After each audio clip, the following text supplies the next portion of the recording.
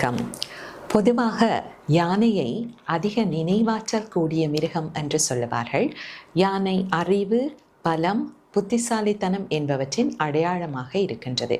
எப்பொழுதும் நிதானித்து விழிப்புணர்வோடு பயணிக்கக்கூடியது.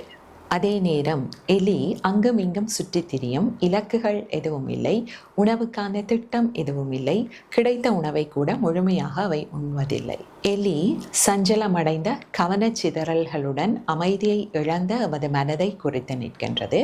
இப்படிப்பட்ட மனதிற்கு பெரிய பலம் வாய்ந்த புத்திசாலித்தனமான விநாயகர் தேவைப்படுகின்றார். புத்திக்கு கட்டுப்பட்ட எமது மனம் இலக்குகளை அடைய ஒரு சிறந்த கருவியாக இருக்கும்.